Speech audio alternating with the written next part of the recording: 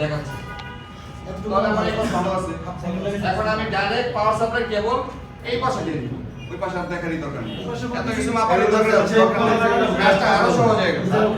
এটা তো just check করার মানে বিভিন্ন ভাবে চেক করার মেথড যে কোন পাঁচটা আইডেন্টিফাই করার জন্য।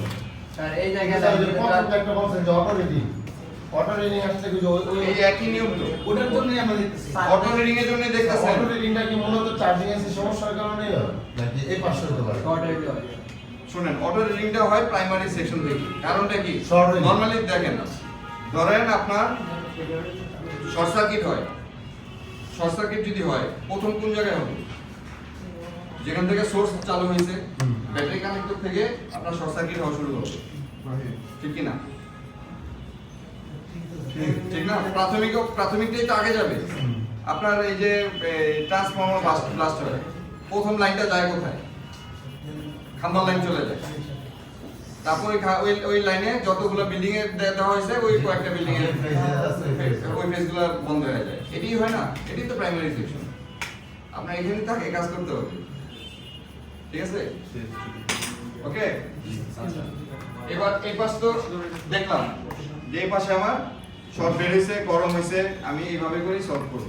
এটি হচ্ছে এই শর্ট বের করার নিয়ম। আচ্ছা, এটা হচ্ছে প্রাইমারি সেকশনের শর্ট আপনি বের করবেন। সেকেন্ডারি সেকশনের শর্ট হলে কি করবেন? Sir power button half shot ওখান থেকে আমি বুঝবো না সেকেন্ডারি স্যার পাওয়ার বাটন দেওয়ার পর পাওয়ার বাটন দেওয়ার পর থেকে বুঝবেন। এখন পাওয়ার বাটন দেওয়ার পর থেকে আপনি এখানে পাওয়ার বাটন দিলেন না, আপনি চার্জার ঢুকাইছেন। আপনি চার্জার কানেক্ট দেওয়ার পরে সেকেন্ডারিতে আপনার এই ভোল্টেজগুলো আসতেছে না, কি করবেন? ধরেন আপনি এইটাতে ভোল্টেজ আসতেছে না, ধরেন এইটাতে। স্যার চার্জিং এর সেই সমস্যা হলো তো ওই সাইডে বলতে দেব না, এই পাশে আপনি চেক করে আসছেনই, সব ঠিক আছে, পারফেক্ট। পাওয়ার এসি একটু চেক করে দেবো। এখন আমার এই জায়গাতে ভোল্টেজ আসে না, এই কয়েলে, এই বাক এলডিওতে আসে না। কয়েলটা তো জানি বাক স্যার কয়েলে। মাপটা হলো কয়েলটা উঠে তারপরে মাপ দিতে হবে কিভাবে? আর দুই সাইডের স্যার কয়েলের উপর দেখতে হবে কি ভোল্টেজ আছে কিনা। যদি কয়েলের উপর ভোল্টেজ থাকে তাহলে কয়েলের ওই পাশে কয়েল উঠাবো, দুইটা টার্মিনাল বের হয়ে যাবে। আমার এই পাশে যদি ভোল্টেজ দেখায় তাহলে বুঝবো ওই পাশে তাহলে এই পাশে সমস্যা, আর যদি এই পাশে ভোল্টেজ না দেখায় তাহলে এই সমস্যা। চার্জিং পাওয়ার স্যার কয়েল সমস্যা কোনো একটা চেক কয়েল তো শর্ট হয় না। সমস্যা হয় একটা চেক দিলে ও তো নিজেই শর্টেড কম্পোনেন্ট, ও কি শর্ট হয়? আর একটা আগে কিছু বলছিলেন যে একটা চেক করলে যথেষ্ট। এইগুলো দেখাবেন মানে যে কত রিডিং আসলে 0.6 আসলে কি সমস্যা এগুলো বুটিং দেখাই মানে 3 দিন এখন আমি দুইটা ক্লাস সেকেন্ডারি লাইনে শর্ট থাকে, তাহলে আমার কি করতে ক্লাস হবে? কিন্তু স্যার সবগুলো আপনিই নিয়ে তাহলে সিকিউর স্যার হ্যাঁ এটা আবার আমি যে স্যার দিলে কিন্তু ভালো হয়ে যাবে না, আমি নিব। দেখেন এই কয়েলটাকে খুলে দিলাম, খুলে দিলে এই পাশে যদি ভোল্টেজ দেখায় তাহলে আমার ভালো আছে। এটা ভালো আছে, এই পাশে ভালো আছে। তাহলে এখানে কি করব? এটা ক্লিয়ার করেন এই জায়গাটা। এখানে কি করব? 4.2 দিব। না স্যার তাহলে নিচে পাওয়ার ইম্পেয়ার দিয়া কেন কমাই দিব? কারণ সেকেন্ডারি লাইনে স্যার সব জায়গায় 3.7 যায় না স্যার এখানে তো আবার রেগুলেটর কত যায়?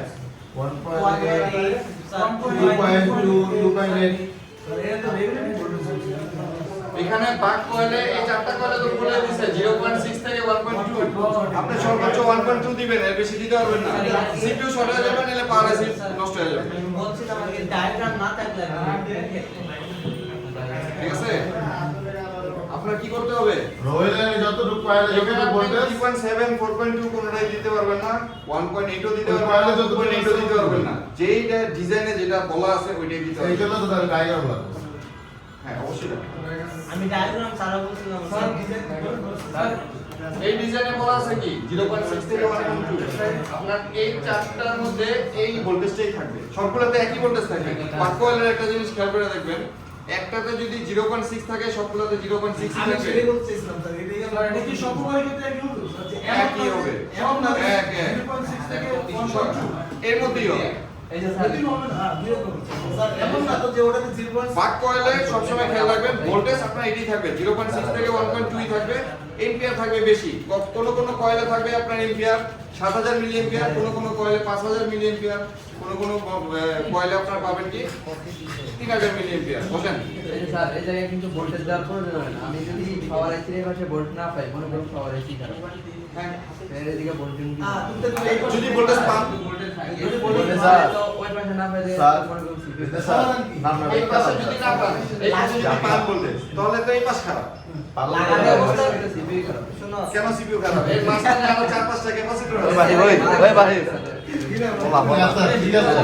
আর সবসময় জানতে যে সিকিউরিটি কষ্ট বেশি করতে পারে। এটা হচ্ছে কি সুইচ করে মানে এই করে ফ্র্যাকচার